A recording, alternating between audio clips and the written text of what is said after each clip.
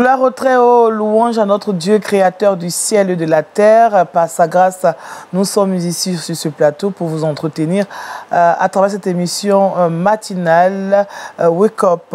Aujourd'hui, nous sommes avec le pasteur d'abord, le pasteur Doubi François. Pasteur, ça fait plusieurs fois. Quand je veux dire docteur, pasteur, je dis docteur. Donc, on dit ça a venu. C'est très proche. Bien sûr, bien sûr. D'accord. Donc, comme on dit à Abidjan, j'ai cassé un peu le petit... Voilà. Comment vous allez, pasteur? Tout va bien, merci Daniel. Et cette journée, elle commence bien? Elle commence bien avec le Saint-Esprit. Amen. Alors, que verrons-nous aujourd'hui à la rubrique Méditons ensemble? Alors, nous avons constaté que les chrétiens combattent les ennemis qui ne sont pas des vrais ennemis. C'est-à-dire qu'ils prennent souvent leurs frères, leurs sœurs comme des ennemis et combattent ces frères par des divisions, des jalousies, des clivages ethniques, alors que l'ennemi vrai est là. Oui. L'ennemi vrai est là. C'est vrai, on ne le voit pas, mais il agit dans le spirituel contre l'Église, contre les enfants de Dieu. C'est ça. Il faut que les chrétiens puissent connaître véritablement leur ennemi afin d'être équipés pour la victoire. Amen. Nous devons triompher d'ailleurs. Effectivement. D'accord. Pasteur, donc nous verrons le combat du chrétien. Le combat du chrétien. D'accord. Merci, pasteur Doubi. Nous avons avec nous également Josué Dioba, qui est tout prêt. Hein? Il est prêt à me répondre. Alors, tu es tout frais là. Quel est le secret de cette fraîcheur matinale? Ça va, Josué? Oui, tout va bien, Daniel, et toi? Ça va très bien, bien réveillé. Oui, par la grâce de Dieu. Dieu merci. Alors, Josué, on aura Culture Actu et le saviez-vous? Oui, aujourd'hui c'est jeudi, donc Culture Actu, on va parler donc de musique. Je vais présenter un artiste du nom de Michel Bakanda. Ouais. C'est un artiste congolais qui n'est plus à présenter, il est déjà connu et très célèbre. Et dans le saviez-vous, nous irons du côté de l'Égypte. Il y a une bonne nouvelle, 9 chrétiens ont été libérés. 9 chrétiens? 9 chrétiens. Ah, sur combien? Sur 36. 36. Ouais. On continue de prier. On continue de prier. Ils avaient été arrêtés de façon arbitraire, mais Dieu a fait grâce. Ils ont été libérés. Et nous bénissons le Seigneur déjà. Pour cet exploit, c'est un exploit d'ailleurs. On va continuer pour que les 36 soient libérés totalement. D'accord. Merci Josué, qu'on va retrouver tout à l'heure pour, je le rappelle, Culture Actu et le saviez-vous. Shalom Kate. Shalom Daniel. Comment ça va?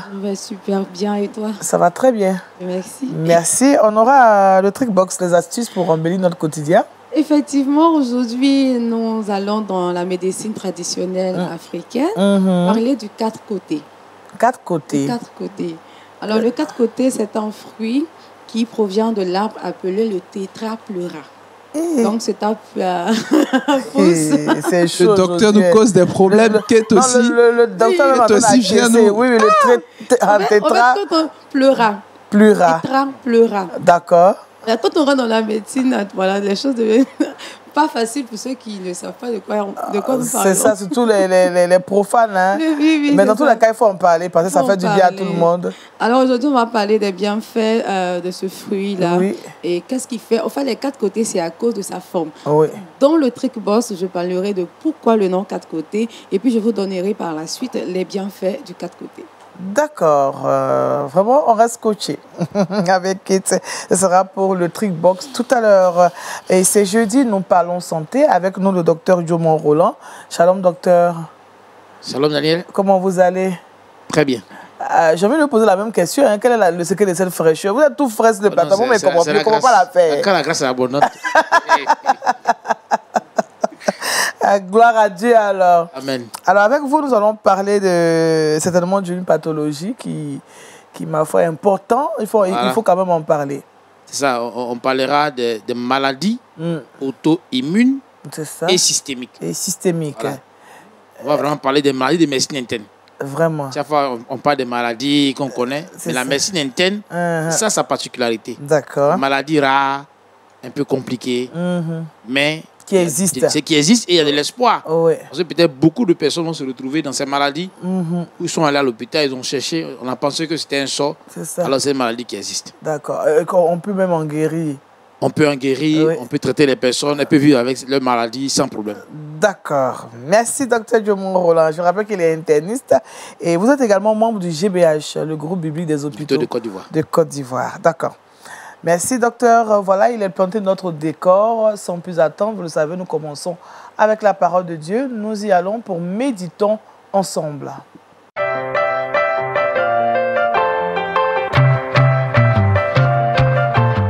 Le combat du chrétien, c'est le thème de notre méditation. Test d'appui, Éphésiens chapitre 6, versets 11 à 13. Pasteur Doubi. Oui, bonjour, chers amis, que Dieu bénisse dans le nom précieux de notre Seigneur Jésus. Amen. Nous allons lire le passage de Éphésiens chapitre 6, à partir du verset 11. Revêtez-vous de toutes les armes de Dieu, afin de pouvoir tenir ferme contre les ruses du diable. Car nous n'avons pas à lutter contre la chair et le sang, mais contre les dominations, contre les autorités, contre les princes de ce monde de ténèbres, contre les esprits méchants dans les lieux célestes. C'est pourquoi prenez toutes les armes de Dieu, afin de pouvoir résister dans le mauvais jour et tenir ferme après avoir tout surmonté. Alléluia. Amen. Alors, chers frères, j'ai voulu partager cette portion de cette écriture avec vous pour vous parler du combat du chrétien. Le combat du chrétien. Dans la vie chrétienne, j'ai compris une réalité. C'est qu'après avoir accepté le Seigneur Jésus-Christ, nous avons besoin de savoir que le combat spirituel est inévitable. Amen. C'est vrai que Jésus a tout accompli à la croix. Mais chaque chrétien doit être conscient que le combat spirituel existe depuis ta naissance jusqu'à la mort. Vous savez, la vie du chrétien fidèle est une bataille. C'est un combat spirituel sérieux qu'on ressent dans l'âme et dans le corps. Vous savez, Satan va même livrer bataille contre le Seigneur Jésus dès le début de son ministère. Dans Luc chapitre 4, pendant 40 jours, Jésus va mener un combat avec le diable, Satan. Il a été tenté dans le désert, mais à la fin, Jésus a triomphé des puissants des ténèbres. Amen. Et la Bible dit que après la fin de ce combat, l'ennemi s'est retiré en attendant un temps favorable pour revenir. Ça veut dire qu'il ne se repose jamais. Il nous attaque, il se retire, il attend un temps favorable pour revenir. Un temps où tu es distrait, où tu peut-être tu as oublié de t'accrocher à la parole de Dieu, de méditer la parole de Dieu. Il attend ce moment. Et vous allez voir que même vers le ministère de Jésus, dans le livre de Matthieu chapitre 26, et même dans aussi Luc chapitre 4, chapitre 22, vers la fin du ministère de Jésus, Satan vient encore livrer bataille contre Jésus dans le jardin de Gethsémani. Il a tellement... Le combat était tellement rude que Jésus a sué du sang. Ce qui veut dire que la vie chrétienne n'est pas exemptée, c'est-à-dire n'est pas exclue, n'est pas exemptée du combat spirituel. C'est pourquoi chaque fois qu'un enfant de Dieu cherche à plaire à Dieu, l'ennemi aussi intensifie les combats contre lui. Amen. Chaque fois que tu veux vivre dans la vie chrétienne une vie de sanctification, une vie de victoire, l'ennemi encore intensifie. Chers frères, ne te décourage pas. La Bible dit ceci, et Paul va donner des conseils à l'église d'Éphèse. Il leur dira ceci, car nous n'avons pas à lutter contre la chair et le sang, mais contre les dominations, contre les puissances des ténèbres, contre les esprits méchants dans les lieux célestes. L'apôtre Paul est en train d'exhorter les chrétiens d'Éphèse. Et cette exhortation s'adresse à nous aujourd'hui, parce que nous sommes aussi chrétiens. Il dit, il a cité la cible, c'est-à-dire ceux qui sont nos ennemis. Nos ennemis ne sont pas nos frères et sœurs. Nos ennemis ne sont pas ceux que nous voyons. Nos ennemis sont des esprits. Et il prend, l'apôtre Paul, en écrivant ce passage, il prend le temps de citer des esprits contre lesquels nous devons prier, nous devons résister, que nous devons combattre. Il dit, contre les dominations, contre les autorités, contre les princes de ce monde, de ténèbres, contre les esprits méchants des lieux célestes. Est-ce que, en citant ces noms, l'apôtre Paul est en train de nous dire que le diable même est organisé? Satan est organisé. Parce qu'il dit, ils sont contre les dominations, contre les autorités, contre les princes de ce monde, les esprits méchants. Satan est organisé. C'est pourquoi en tant qu'enfants de Dieu, nous ne devons pas être désorganisés. C'est ça. Nous, ce n'est pas une manière de dire, comme l'apôtre Paul est en train de citer les classifications des démons.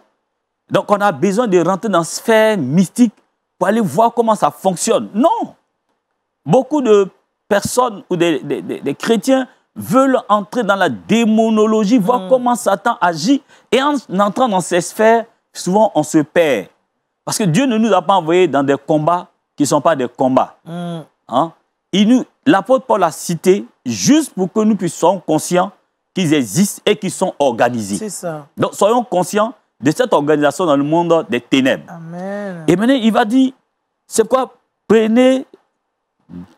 C'est pourquoi, je reviens sur le verset 12, et il dit, c'est pourquoi prenez toutes les armes de Dieu afin de pouvoir résister dans le mauvais jour et tenir ferme après avoir tout surmonté. Nous avons besoin de ces armes. L'apôtre Paul, en écrivant, il était en prison. L'apôtre Paul était en prison à Rome et il attendait sa mort. Il va donc écrire cette lettre parce qu'il se trouvait enchaîné et chaque fois, ses voisins étaient des soldats. Donc, il voyait les soldats, il voyait leur tenue, il voyait comment les soldats étaient habillés. Il va nous demander de nous revêtir des armes. Il n'a pas dit de te revêtir après d'enlever ses armes. Le revêtement spirituel est quelque chose de permanent. Nous avons les armes constamment sur nous. Amen. Et ces armes nous gardent contre les traits enflammés de l'ennemi. L'apôtre Paul va citer les armes. Il va dire, premièrement, ayez à vos reins la vérité pour ceinture. La vérité, Jésus dit, je suis le chemin, la vérité, la vie. Si nous avons véritablement accepté Jésus, nous serons une nouvelle créature. Notre ancienne vie va changer. Malheureusement, beaucoup de chrétiens sont devenus des menteurs. Ils ne marchent pas dans la vérité. Les chrétiens mentent. Parce que l'on sait qu'ils sont chrétiens, les enfants de lumière. Quand ils font une action qui n'est pas juste ou qui n'est pas une bonne action, ils ont peur qu'on sache leur faiblesse. Ils sont obligés de mentir. Ils mentent, ils ne vivent plus dans la vérité. Et quand ils mentent, leur conscience attriste. Et l'ennemi peut facilement les attaquer. Il peut facilement les avoir parce que tu es dans le mensonge. Marchons dans la vérité. Dis la vérité, mon frère et ma soeur. Si tu es tombé dans le péché, va voir ton pasteur, confesse-toi. Dis-lui la vérité. Pourquoi cacher son mal et puis être vaincu alors qu'on pense que tu es vainqueur? Voyez aujourd'hui dans nos églises, beaucoup de personnes marchent. Ils mènent une vie chrétienne vaincue. L'ennemi les a terrassés. Cher frère, tu dois tenir compte de cela. Les ennemis, si nous voulons les classifier, selon ce que l'apôtre Paul a dit, il y a les ennemis de la chair, du monde et Satan. Le monde, la chair et Satan. Mais on ne peut pas les classifier pour dire, bon, le monde à part, la chair à part, Satan à part. Parce que souvent, dans ces combats-là, on a l'impression que tout est ensemble. C'est un ensemble. Mais nous donnons souvent des enseignements pour que les gens prennent conscience que ces combats-là sont sur 3 volets. La chair, le monde et le diable. Mais le diable utilise le monde et la chair pour nous combattre. Donc nous devons résister. Nous devons tenir ferme. Et dans le livre de 2 Corinthiens, chapitre 10, verset 3, Paul va dire, si nous marchons dans la chair, nous ne combattons pas selon la chair. C'est vrai que nous marchons dans la chair, mais le combat n'est pas par la chair. C'est un combat qui est fait dans l'esprit. Dans le livre de Zacharie, chapitre 4, verset 6, le prophète dira, ce n'est ni par la puissance, ni par la force que nous aurons la victoire, mais par la puissance du Saint-Esprit. Et quand je me suis engagé avec le Seigneur et que je constatais dans ma vie des moments difficiles, des blocages, des obstacles, dans ma réussite, mes amis réussissaient facilement à leur examen, Mais moi, je ne comprenais pas. Tout était bloqué dans ma vie. Alors que je viens d'une famille où il est dit que nous ne devons pas franchir la classe de terminale. Et quand j'ai compris cela, je me suis engagé avec des frères dans des moments de prière, des moments d'intercession, des combats. Et je combattais. C'est vrai, je suis sauvé, j'ai accepté Jésus. Je suis baptisé. Oui. Mais j'ai commencé à prier contre ces esprits pour prendre autorité. Oui. Pour leur dire, écoutez-moi, domination, c'est fini. Amen. Je leur présente l'action que Jésus a accomplie dans Colossiens chapitre 3. Il a effacé les actes dont les ordonnances me condamnaient. Il a effacé. Donc, je lui rappelle cela. Mais les chrétiens sont assis. Et normalement, c'est ce que Jésus a fait déjà. Mais si je prie, si je ne prie pas, de toutes les manières, ce qui doit arriver. Et on se laisse vaincu. On se laisse, on mène une vie chrétienne dans la passivité. C'est-à-dire, on est passif, on est là, on ne fait rien, on croit que Jésus va à tout faire à la croix, donc on n'a plus rien à faire. Non, Jésus a sa part, mais il nous a donné une volonté. Amen. Il nous a donné cette capacité de résister, de tenir bon et de combattre le vrai combat. Amen. Donc, chers frères et sœurs, le combat du chrétien est le combat contre la chair, le monde et Satan et ses démons. Et ces démons sont organisés. Ils sont organisés. Et chaque démon, quand nous faisons notre programme, les démons aussi font leur programme contre nous. Si vous mettez le thème, par le Saint-Esprit, formons une famille pour la mission. Eux aussi font leur thème. Par notre ruse, divisons-les pour ne pas qu'ils fassent la mission. L'ennemi aussi a son thème. Même tout ce que vous planifiez, chaque démon organisé, il est relâché pour aller détruire cette œuvre-là. Donc, chers frères et sœurs, levons-nous, prions. Les matins, vous pouvez vous lever très tôt parce que dans la journée, vous êtes distraits. Il y a les portables crépissent. Il y a dans la journée, il y a du bruit par-ci, par-là. Et ce que nous avons remarqué, c'est que dans la journée, on n'est pas concentré quand il y a du bruit. Mais le matin, où tout est calme, Dieu nous a donné des portables. Quand tu mets une adoration, que tu commences à prier, tu as l'impression que tu es dans un temple où il y a le groupe musical en train d'adorer le Seigneur. Voici des stratégies pour rester éveillé, pour mener le bon combat. Et je vous assure, vous triompherez. Que Dieu nous aide dans ce combat spirituel. Tenons ferme. Ayons en nos reins la ceinture de vérité. Je viendrai sur ces détails après. La ceinture de vérité. Nous avons la cuirasse de la justice. Nous avons pour chaussure à nos pieds le zèle qui donne l'évangile. Nous avons le bouclier de la foi, le casque du salut. Soyez revêtus des armes. Soyez des généraux, soyez des commandos. Jésus avec vous. Recevez le Saint-Esprit, ainsi vous triompherez. Que Dieu bénisse au nom de Jésus. Amen. Amen. Amen. Amen. Merci, pasteur Doubi. Le combat du chrétien, c'est le thème de notre méditation de ce matin. Éphésiens chapitre 6, versets 11 à 13. C'est donc le test d'appui. Alors, pasteur, on vous a écouté avec beaucoup d'intérêt. On se rend compte que le chrétien a aussi sa part à jouer dans cette atmosphère, dans ce monde. Alors, qu'est-ce qui fait qu'aujourd'hui, les chrétiens, justement, se disent que Jésus a déjà tout accompli? Pourquoi ce message est souvent mis en avant alors qu'il y a un combat quand même à mener en tant que chrétien? Oui, la même Bible qui nous dit que Jésus a tout payé. En Romains 8, 1 qui dit qu'il n'y a plus de condamnation pour tous ceux qui sont en Jésus. Il n'y a plus. Et la Bible dit que Jésus a effacé les actes dont les ordonnances nous condamnaient. C'est quelque chose qui est déjà fait. C'est fait. Maintenant que tu as accepté le Seigneur Jésus, tu acquiers une nouvelle position, tu nais de nouveau.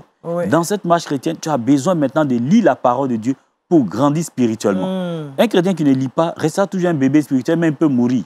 Donc l'effort de lire la parole de Dieu, l'effort de faire l'exercice spirituel de la prière, c'est une vie de piété. Pour mener une vie de piété, il faut lire la Bible. Fais l'exercice. Parce que l'ennemi va combattre des enfants de Dieu qui veulent lire la parole de Dieu. Il va faire de telle sorte que tu n'aimes pas, tu ne puisses pas avoir le contact, tu ne sois pas dans la méditation matinale. Il fera de telle sorte que tu n'aimes pas, tu ne puisses pas aimer la prière. Tu ne comprends pas, mais chaque fois que tu dois prier, tu reportes au lendemain. Après. Et c'est fini. Tu es un chrétien de nom, mais vaincu. Dans la pratique chrétienne, tu es vaincu. Un chrétien mort. Et c'est ça on les appelle les chrétiens charnels. Oui. Parce que quand tu es vaincu à un moment donné, maintenant, la chair prend le dessus. Et quand la chair prend le dessus, il y a des chrétiens qui aiment critiquer tout ce qui est bon à l'église, critiquent le pasteur, ils critiquent les virgules, ils critiquent les français, le message. Quand ils prêchent tordu. C'est des chrétiens comme ça qui ne grandissent pas. Ils sont morts spirituellement. Quand tu vois qu'un chrétien, qu'un chrétien ne combat plus, c'est qu'il est mort. Vraiment. Là, c'est fort. Hein. C'est fort. Alors, est-ce qu'il y a une période de la journée pour combattre, pour prier dans... Est-ce qu'il y a un moment propice? Le combat, c'est en tout temps. En tout temps, on doit combattre. Même où je suis assis, je combats. On peut prendre du temps aussi spécialement pour aller prier. Même quand on marche, on combat dans l'esprit. On est connecté. On résiste au péché. Quand tu vois des pensées négatives, des pensées impures, tu résistes. Résiste au diable. C'est ça le combat spirituel. Oui. Ce n'est pas d'aller se battre avec quelqu'un. Non. Aller lui donner des coups de poing pour dire « Ah, c'est toi mon sorcier, donc je viens te frapper ». Ce n'est pas de ça qu'il s'agit. Ce n'est pas de ça. Malheureusement, des prophètes le font. Hein. Oui. Des faux prophètes d'ailleurs. Ah ouais. Mais ce n'est pas de ce combat. Le combat n'est pas contre la chair et le sang, contre les esprits. Parce que vous voyez ce que l'apôtre Paul a cité. Est-ce que vous voyez un esprit physique dedans? Non. C'est des esprits. Oui, tout est esprit. Esprit. Donc, c'est un combat d'esprit. D'esprit. D'accord. Que tu as une question, Jojo, ça va? Je n'ai pas une question, j'ai plutôt un témoignage. D'accord, oui.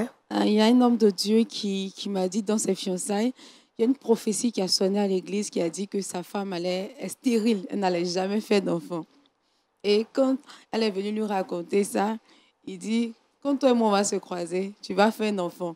Mais il n'a pas croisé les bras. Il dit, il a prié pendant, ils ont fait 7 ans de fiançailles parce qu'il y a eu des complications, mais il a prié jusqu'à le jour du mariage. Tout s'est bien passé et 9 mois après, elle a donné naissance. 7 mois après, elle a fait notre enfant. Waouh! Il a renversé la parole. Il voulait renverser la parole. Oui. Il a enchaîné en même temps. Il a enchaîné, c'est ça. Donc vraiment, le pasteur a raison, c'est vrai. Il faut déclarer, mais en même temps, il faut se mettre à prier. Il ne faut pas s'asseoir et puis dire non, Jésus a tout fait. Il y a beaucoup d'exemples. Il y a un chant qu'on va dire à la croix, Jésus a tout payé au calvaire. Jésus a tout payé. On va maintenant couper. Il a payé. Combat. Il a tout payé, mais il faut combattre. Je voudrais préciser quelque chose. Il y a beaucoup de passages qui illustrent ce combat. Même dans Daniel chapitre 1, verset 8. Oui. Quand le peuple d'Israël était en esclavage, Daniel a jeûné pendant 21 jours pour que le peuple d'Israël soit libéré. Libéré, oui. Et la Bible dit que l'ange Michael qui était envoyé pour exaucer a été arrêté, a été bloqué. Il y a un combat qui s'est livré dans le ciel entre le prince des Perses et l'ange Michael. Donc, il s'est opposé à la bénédiction. Mais il a livré bataille jusqu'à ce que l'ange Michael a la victoire et qu'il vienne pour dire, Daniel, ta prière a été exaucée. Amen. Quand tu vois ce tel... Et pendant que le combat se passait, Daniel était toujours à genoux, jeûnant. Et l'ange me dit maintenant, ta prière a été exaucée. Amen. Cher frère, moi je dis, il y a beaucoup de blocages, beaucoup de choses. Jésus a tout accompli, mais lève-toi et prie. Lève-toi et prie. C'est le plus important. Lève-toi et prie. Comment on dit, docteur, comment on dit ça même? Approprie-toi la victoire. Voilà. C'est ça, hein? Voilà. Approprie-toi. Oui, approprie-toi la victoire. Et puis, à la foi en Jésus. Amen. Ainsi nous triompherons. C'est ça. Alléluia. On va prier. Seigneur, nous te bénissons pour tout ce que tu as fait pour nous à la croix. Amen. Le sacrifice de Jésus est complet. Tu es entré une fois dans le lieu très saint, présenter ton sang à Dieu pour que nos péchés soient purifiés, pour que nous soyons pardonnés, totalement. Il n'y a plus de condamnation pour tous ceux qui sont en Jésus. Car Dieu, tu nous as déclarés justes et justifiés. Nous te bénissons. Amen. Malheureusement, beaucoup de chrétiens, le sachant, ne prient plus, ne lisent plus la parole de Dieu. Ils mènent une vie chrétienne passive. Ils ne font plus d'efforts. Et Satan a le dessus sur leur vie. Ils sont morts spirituellement. Je prie, Seigneur, que ce matin, tu saisis ces frères et sœurs qui ont été rachetés par le sang de Jésus, afin qu'ils se lèvent, qu'ils s'approprient de leur bénédiction, qu'ils prient jusqu'à la victoire finale. Amen. Seigneur, qu'ils intercèdent, qu'ils se lèvent tôt le matin, qu'ils puissent prier tard aussi la nuit. Seigneur, qu'ils prennent un temps spécialement pour la prière, afin qu'ils soient renouvelés dans leur âme, dans leur esprit. Seigneur, bénis tes servantes et tes serviteurs qui sont affaiblis. Relève-les ce matin, afin qu'ils puissent, oh Dieu, rentrer dans le monde de prière, de jeûne, d'intercession, dans le combat spirituel pour avoir la victoire. Au nom de Jésus, j'ai prié. Amen. Amen, amen. Merci, Pasteur Doubi. On rappelle le thème, le combat du chrétien, Éphésiens chapitre 6, versets 11 à 13. C'est le test d'appui. Nous allons maintenant nous intéresser à l'actualité culturelle chrétienne. Culture Actu, c'est tout de suite.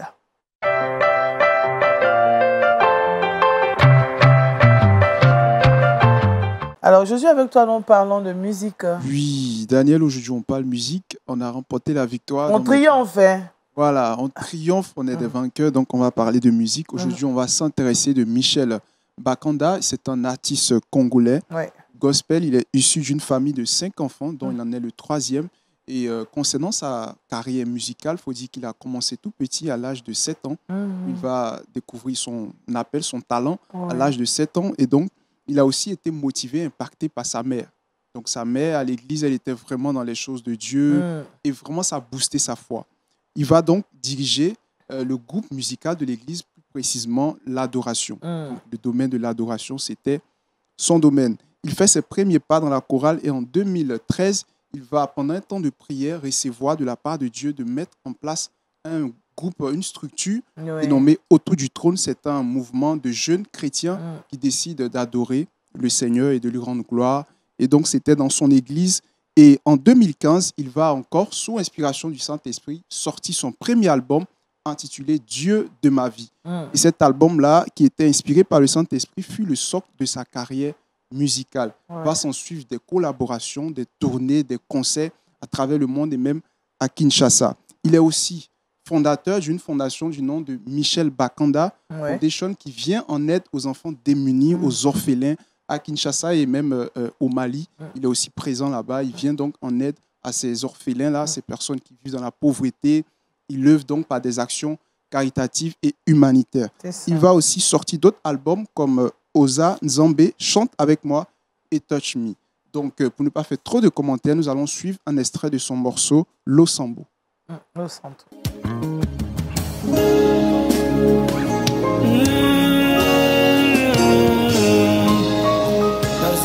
Losambo tombolaki maboko nayaki nakolela na ngai masi ayokaki ngai nzela ya losambo tombolaki maboko asengaki lisungi epa na mwana nzambe ekomelaki nga na vi na miswaka mino mpona makambo nakomona na vi na mituni batiki nga to nini ekomelaki nga na vi na dute na bilaka realite ya vi na ngai tindaki nga na losambo na mitunaki mitune ebele koloba wapi yo papa wapi yo papa wapi yo papa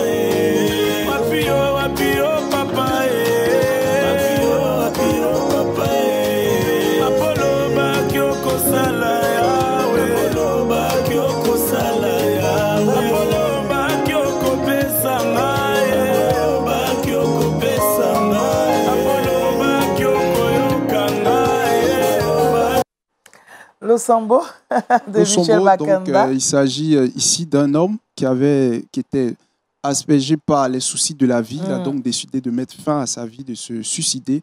Et par la suite, lorsqu'on regarde ce clip-là, c'est pourquoi je demande à tous ceux qui nous suivent ce matin d'aller écouter ce son pour voir un peu l'histoire de ce clip-là. On voit cette personne-là après une de ses connaissances qui va venir lui parler de Jésus-Christ et lui dit non, tu n'as pas besoin de faire cela. Donne ta vie au Seigneur et tous tes problèmes seront résolus. Comme vous dit, à partir du combat, on peut avoir la victoire. Amen. Et cette victoire-là, sans Jésus-Christ. Voilà, Amen. Michel Bakenda qui a une manière spéciale de chanter.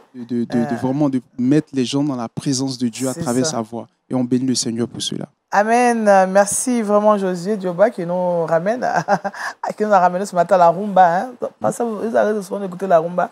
La oui, musique la rumba, congolaise. j'écoute souvent. Oui. Uh-huh. Mais je sais pas trop mon... Le style, mon quoi. style, quoi. Ah, d'accord. Et docteur, vous? Vous êtes plus dans le gospel américain. Docteur, vous allez prendre votre micro. Beaucoup plus dans le gospel. Le gospel américain. Voilà. Là, vous, du genre Tasha Cobbs. Voilà, tout c'est ça. encore Don Michael Smith. Voilà, tout ça. Non, docteur, lui, Le haut niveau. C'est le haut niveau. Alors, je sais, toi aussi, tu écoutes la rumba, c'est sûr. Hein? J'aime beaucoup les sons congolais, surtout ça. Ouais. Ça Moi, je ne veux pas prier sans musique et ce genre de musique-là, ça me transporte de la présence de Dieu. Toi-même, je sais que tu es versé dans la musique. Moi, j'écoute, j'aime plus la louange. C'est vrai que je ne sais pas trop danser, mais ouais, tu aimes la louange. D'accord, vraiment.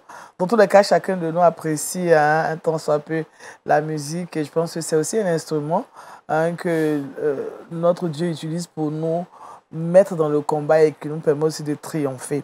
Merci Josué, qu'on va retrouver tout à l'heure pour la rubrique Le saviez-vous. À présent, nous allons nous intéresser à notre santé. C'est la rubrique Bonne santé.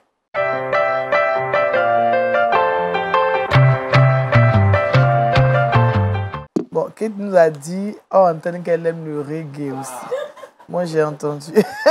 Bon, on se tourne vers le docteur parce que là, on a besoin d'être soigné. Alors, docteur Guillaume Roland, je rappelle que vous êtes interniste, membre du GBH, et avec vous, on parle des maladies auto-immunes et systémiques. Ah. Oui, c'est ça. J'ai bien dit, hein? Maladie auto-immune et systémique. Et systémique, voilà. Alors, de quoi est-ce qu'il s'agit? Voilà. Les maladies auto-immunes, comme on l'entend, ce sont des maladies qui vont être causées par un dysfonctionnement de l'organisme. Et systémique, ça veut dire que ce dysfonctionnement-là va atteindre la plupart des organes. Et donc, un petit rappel d'immunologie. Vous savez que notre corps possède des défenses. Et il y a beaucoup de défenses. Hein.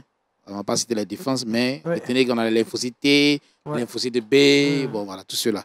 Les globules blancs, tout ça. Les globules blancs, c'est la grande famille. Les globules blancs, on a les lymphocytes T, les lymphocytes B, les monocytes et autres. On appelle globules blancs. Voilà. Et donc, lorsque un microbe, qui peut être un virus, une bactérie, un parasite, entre dans votre organisme, automatiquement, il y aura une détection. Comme quand vous avez, par exemple, une alarme à la maison pour détecter des intrus. Voilà. Et donc, ça va identifier l'agent pathogène. L'agent pathogène, c'est un agent qui entre dans ton corps, mais qui n'est pas de ton corps, qui vient pour créer des maladies. C'est ça. Voilà. Et donc, le système immunitaire va enclencher tout un processus qui permet non seulement de détruire cet agent pathogène, mais de l'identifier, de le reconnaître, pour que la prochaine fois, on sait de qui il s'agit. C'est ça. Et donc, c'est une réponse de l'organisme à l'entrée de cet agent. Et donc, quand on parle de maladie auto-immune, c'est que la réponse de l'organisme sera excessive. Et quand il y a réponse, normalement, il y a des mécanismes de régulation qui vont amener l'organisme à tolérer ses propres constituants. C'est ça. Mais dans la maladie auto-immune, l'organisme ne pourra pas gérer, ne peut pas tolérer cette réaction. Donc, la réaction sera, on peut dire, disproportionnée. Et ça va atteindre des organes. Et donc, lorsque l'atteinte se situe à un seul organe, on parlera de maladie auto-immune spécifique de l'organe. D'accord. Ça peut être, par exemple, le foie. Voilà, le foie. Cœur. Le foie, par exemple, ça sera les hépatites auto-immunes. OK. Les hépatites auto-immunes, ce sont des hépatites qui sont dues à cette réaction-là, à des anticorps. Parce que l'organisme, il dit qu'il va détruire le virus, mais il va aussi enregistrer le virus. Mais pour l'enregistrer, c'est comme s'il y a un cerveau, mais aussi il y a une réaction de l'organisme qu'on appelle les anticorps. Il réagit par les anticorps. Les anticorps, on peut dire, bon, c'est des policiers spécialisés. D'accord. Voilà, les policiers vont sortir. Maintenant, on ne sait pas si l'agresseur a une particularité. Donc, il faut envoyer des policiers spécialisés. C'est ça. Voilà, c'est ça les anticorps. Donc, eux, ils sont produits par rapport à l'agresseur spécifique. Voilà. Et donc, dans l'hépatite auto-immune, qui est une maladie auto-immune spécifique d'organes, en ce moment-là, on va trouver des anticorps particuliers qui vont permettre de détecter cette maladie. Ça peut être au niveau aussi de la thyroïde. On a la thyroïdite d'Hashimoto, la maladie de base d'eau, voilà, qui sont des maladies d'organes. Donc, on parle de maladies auto-immunes spécifiques d'organes. D'accord.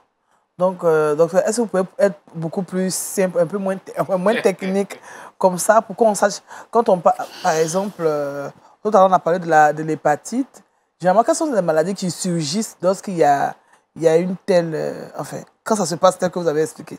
Voilà, comme il a dit, on va tout faire pour doser. C'est pas facile. C'est pas facile, on va doser. Et c'est ça qui est la médecine interne. Oui. Voilà, c'est là que vous reconnaissez l'apport de la médecine interne. Parce que la médecine interne, c'est cette médecine-là qui va s'occuper de maladies rares. Ces maladies-là ne sont pas très fréquentes. Voilà, parce qu'on parle au plan épidémiologique, on dit 1 cas pour 1600 ou 3200 habitants. Wow. Donc, vous prenez un village de 20 000 personnes, de 30 000 personnes, vous avez peut-être 3 ou 4 cas. Elles ne sont pas fréquentes, elles sont rares, elles sont orphelines. Voilà. Et donc, nous, les internistes, on a récupéré ça. D'accord. Et donc, on parlait des maladies auto-immunes. Auto-immune, ça veut dire que l'organisme réagit face à un agresseur. Maintenant, dans sa réaction, elle est exagérée, donc il s'agresse lui-même. D'accord. Le corps lui-même s'agresse. Le corps lui-même s'agresse. Mais nous, médicalement, c'est par la détection de certains anticorps qui sont produits. Je dis que les anticorps, c'est des produits spécialisés. C'est comme un policier spécialisé. C'est ça. Et donc, nous, c'est par ces anticorps-là qu'on va reconnaître la maladie. Donc, il y a des maladies qui sont attachées à des organes particuliers, tels que, on a parlé de l'hépatite auto-immune, la thyroïdite auto-immune. Et aussi, on a des maladies auto-immunes qui vont toucher plusieurs organes. Par exemple, le lupus. Le lupus est une maladie qui peut toucher le foie, le cœur, les reins et d'autres organes. En même temps. En même temps. Voilà, en même temps. Donc, cette maladie-là, ça pose un problème. À qui on donne? On donne aux néphrologues, on donne aux cardiologues, on donne, ça peut même toucher les articulations. Donc, on donne aux rhumatologues, ça peut même toucher le cerveau. On donne aux neurologues. Donc, vous voyez que ça devient un peu compliqué. Et c'est là que l'interniste va intervenir parce qu'en réalité, c'est une seule maladie qui entraîne toutes ces choses. Mais quelle est la place de l'allergie justement dans les maladies auto-immunes? Est-ce que l'allergie aussi pourrait faire partie des maladies auto-immunes? En fait, l'infirmière allergique peut préparer des terrains à développer maladie auto-immune. Parce que l'allergie, c'est un peu le même mécanisme. L'allergie, c'est une sensibilisation de l'organisme face à un agresseur extérieur. C'est qu'un corps étranger vient, mon corps est sensibilisé. Et dès qu'il voit le gars, il réagit de façon exagérée. Mais dans la maladie auto-immune, il produit des anticorps. L'allergie, c'est plutôt cellulaire. Voilà, c'est celui qui va réagir. Mais dans la maladie auto-immune, c'est les anticorps qui sont produits. Ce sont les anticorps-là, eux, qui réagissent. Voilà. Et donc, c'est des maladies qui sont assez rares. Et elles ne sont pas contagieuses. Ça, il faut qu'on le dise. C'est pas contagieux. C'est pas contagieux. Une maladie auto-immune, à toi, tu ne vas me contaminer. Non, non, non. C'est pas contagieux.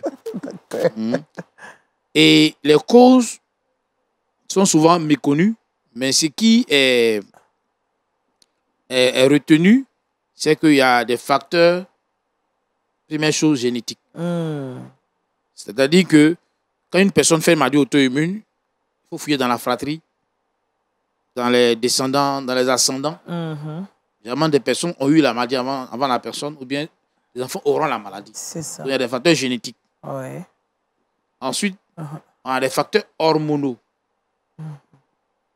Parce qu'il y a des maladies telles que le lupus et d'autres maladies telles que la maladie des antiphospholipides. Ces maladies-là arrivent souvent chez des femmes en âge de procréer. Voilà. Et par exemple, vous voyez des femmes qui font des fausses couches à répétition. Souvent, ces fausses couches sont dues à des maladies auto-immunes, à la présence d'anticorps qui vont détruire le fœtus. Donc, ce n'est pas un sort, ce n'est pas de la sorcellerie. Voilà, ce n'est pas un sort. Ce n'est pas un sort. On dit ton ventre est chaud. Voilà. On parle de ventre chaud, bon, ventre glacé. Ce n'est pas souvent un sort. On dit souvent. Oui. Voilà. Parce que l'ennemi a des yeux que la Bible n'est pas ignorée. C'est ça. Voilà. Donc, ce n'est pas souvent un sort. Voilà, ce n'est pas souvent un sort. Et souvent, on peut trouver une cause. Bon, si ça s'appelle le gars qu'on combat, que le passage de combat là, ça peut dire qu'il y a la base aussi. C'est ça. Voilà, donc il y a ça, donc les facteurs génétiques hormonaux. Il y a des facteurs environnementaux. Par exemple, même l'exposition au soleil dans le lupus peut être incriminée. Oui. Voilà, donc, c'est des maladies, on dit multifactorielles. Donc, c'est ces facteurs-là, ensemble, qui peuvent entraîner, déclencher ces maladies. Mais est-ce qu'on peut les prévenir? Bon, les prévenir, bon, peut-être en agissant sur les facteurs. Ouais. Mais généralement, si c'est pas en génétique, ouais. Bon, on ne sait pas comment tu vas prévenir. C'est ça. Ce que ton papa a eu et que tu as le gène. Voilà.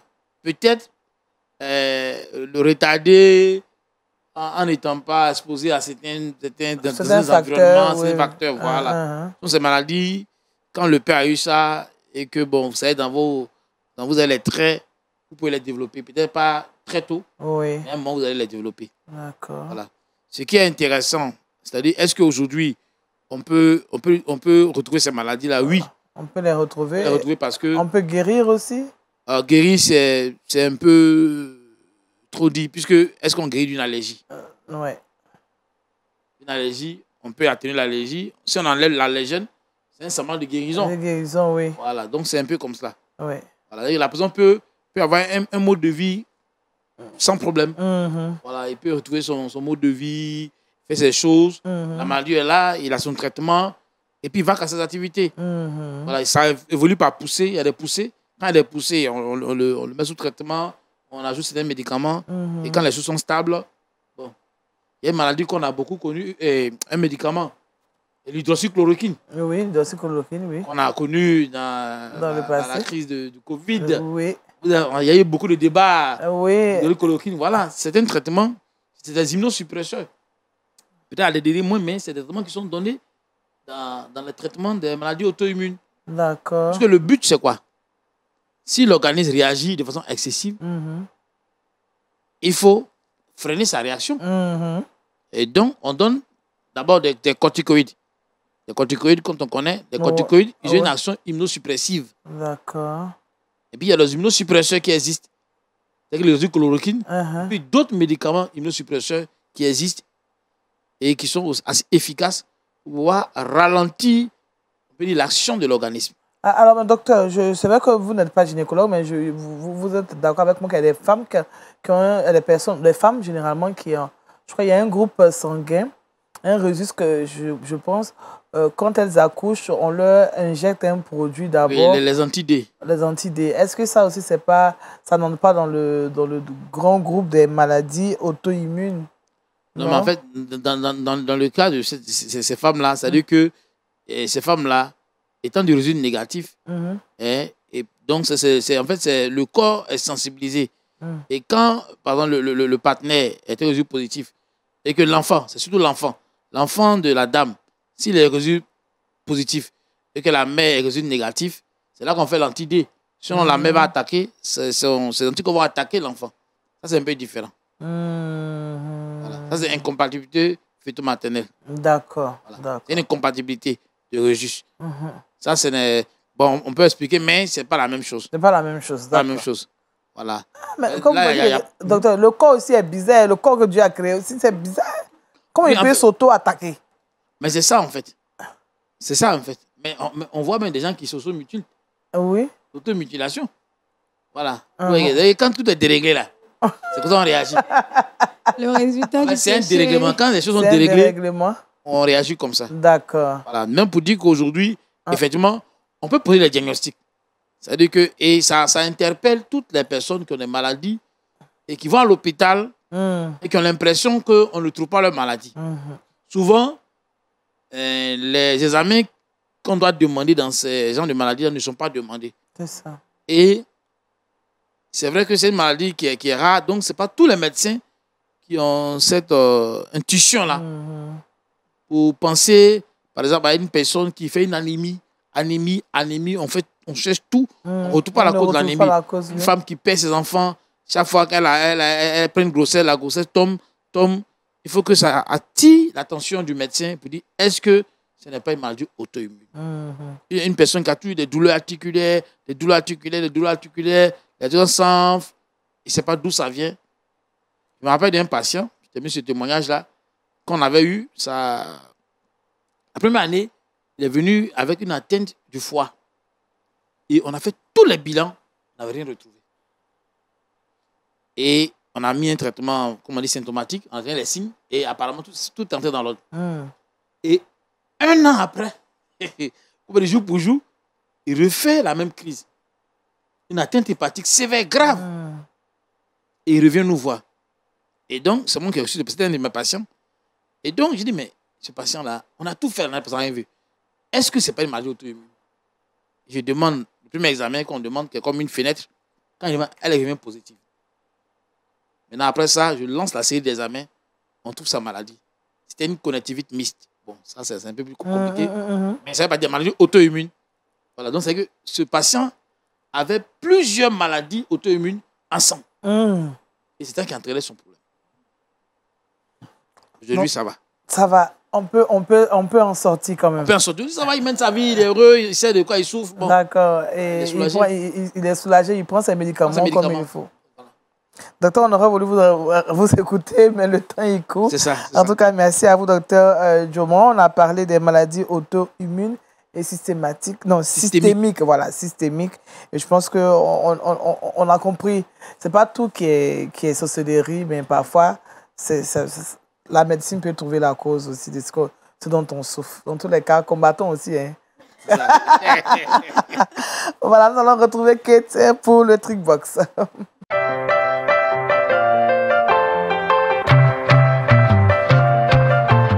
Alors, Kate, avec toi, on parle des fruits, du fruit 4 côtés. Le 4 côtés. Oui. Alors, comme je l'ai dit, on va voir à l'écran l'image de ce fruit-là, le 4 côtés tout à l'heure. Et donc, ce 4 côtés-là, pourquoi 4 côtés? À cause de sa forme. Parce qu'il a 4 côtés. Dans sa forme, il a quatre différents côtés. Ça va en carré. Parce qu'on nous a dit à l'école que le carré a 4 côtés. Donc, pour nous, quand quelque chose a 4 côtés, c'est que c'est un carré. Mais lui, il a 4 côtés. Alors, quels sont les bienfaits de ce fruit? D'abord, il est essentiel pour la peau après l'accouchement. Donc, pour les nourrices, en Afrique, généralement, nos mamans, nos grandes-mères utilisaient ce 4 côtés comme baume. Donc, on l'utilisait dans le beurre de karité. Donc, on le réduit en poudre? On le réduit en poudre. Pas forcément en poudre. On le coupe en morceaux. On le met dans le beurre de karité. On fait fondre le tout. D'accord. Puis après, quand ça reprend la forme normale du beurre de karité, on l'utilise comme baume sur le corps. Alors, il permet de nettoyer les masses de grossesse. Il permet aussi d'atténuer les vergetures dues à la grossesse, donc après l'accouchement. Et il va nous permettre de fortifier la peau et également protéger la peau de toute agression extérieure. Vous allez remarquer, les femmes accouchées, surtout chez les Akans, en Côte d'Ivoire et dans plusieurs pays, elle a du beurre de karité, son corps brille. Oui, c'est pas du beurre, le corps illumine. C'est pour se soigner en fait. Voilà, pour se soigner, c'est pas simplement du beurre de karité. Ce beurre de karité-là a un additif qui est le 4 côtés. Donc, c'est ce qui rend la peau plus brillante et qui nettoie le plus rapidement possible les masses de grossesse. D'accord. Donc, voici le premier bienfait du 4 côtés. On peut également l'utiliser pour les enfants. Donc, sur bébé aussi, on l'utilise. Il est sans problème néfaste, sans effet secondaire. Deuxièmement, pour toutes ces personnes-là qui souffrent de règles douloureuses, donc qui ont des douleurs pendant les périodes menstruelles, j'en ai fait l'expérience, donc je peux en parler. Et il y a, je prenais des calmants, mais c'était sans grand résultat. Donc, ma grand-mère m'a conseillé le 4 côtés. Et j'ai pris ce fruit, je l'ai fait bouillir dans 1 litre d'eau. Et j'ai bu cette décoction et j'ai plus cette douleur. Et je saignais normalement. Parce que généralement, quand on ne saigne pas normalement, on a mal. Donc, ça m'a permis de saigner normalement et depuis ce temps, plus de douleur. Donc, c'est devenu mon eau quotidienne à chaque fois que j'approche de cette période-là. Donc, je conseille le 4 côtés à toutes celles qui ont des problèmes de règles douloureuses. Ne confondez pas, j'en parlais avec le docteur tout à l'heure. Endométriose et règles douloureuses. Non, ça fait 2 choses différentes. Ça fait 2 choses différentes. D'accord. Donc, je ne parle pas d'endométriose, je parle de règles douloureuses. Voilà.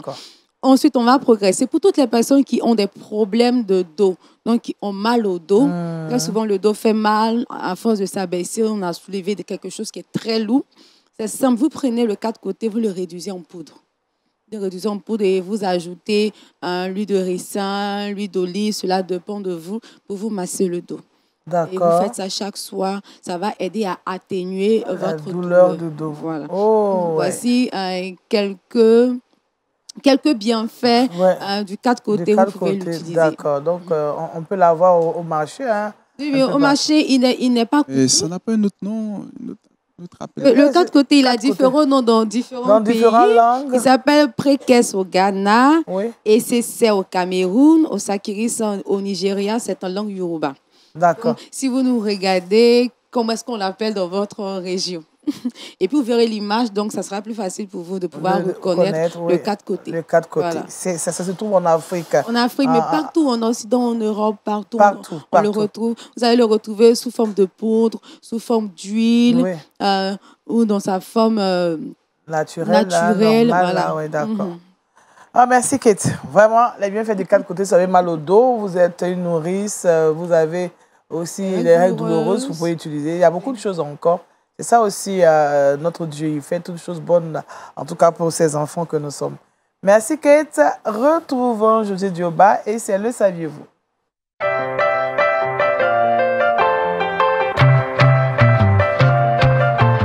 Oui, Josué, avec toi, on part en Égypte. Oui, on part en Égypte aujourd'hui. Le pays de Moïse, le pays où Moïse a eu à défier Pharaon, a fait traverser le peuple d'Israël par la mer Rouge. Alors, il faut savoir que dans ce pays, il a été arrêté plusieurs chrétiens le 30 janvier dernier. Et 3 mois après, ils ont été libérés parce que nos prières ont eu à porter un fruit. Amen. Alors, il faut savoir que Amnesty International avait d'abord dénoncé cela parce qu'elle considérait cette arrestation de façon arbitraire et elle a exigé leur libération. Ainsi, le 23 avril, 9 d'entre eux ont été acquittés, ils ont été totalement libérés. Et les villageois réclamaient en effet pacifiquement la reconstruction de leur église incendiée en 2016 dans des circonstances suspectes. 800 chrétiens ainsi avaient perdu leur lieu de culte. 800 chrétiens ont perdu leur lieu de culte et l'annonce donc de leur remise en liberté a été faite le 23 avril par le 3 personnel par une initiation égyptienne pour les 3 personnels et c'est un soulagement pour ces chrétiens-là qui ont vu leurs frères être libérés, même s'il y a encore d'autres qui sont emprisonnés. Nous croyons que le Seigneur fera grâce et il agira pour les autres qui sont encore emprisonnés. Amen. Merci Josué. Merci à tous, à vous qui nous suivez. On ne partira pas sans notre verset boussole. Alors, Corinthiens 10, verset 3. Si nous marchons dans la chair, nous ne combattons pas selon la chair. Amen. Amen. Merci au pasteur Doubi François, avec qui nous avons parlé du combat du chrétien. Merci au docteur Jomon Roland. Nous avons parlé avec lui des maladies auto-immunes systémiques. Et puis, merci à Kate qui nous a fait découvrir le fruit 4 côtés. Merci à José pour toutes ces informations. On espère vous retrouver très prochainement. Demain, vous serez avec Annette Conan. Moi, je vous retrouve mardi prochain. D'ici là, portez-vous bien. Prenez soin de vous. Au revoir.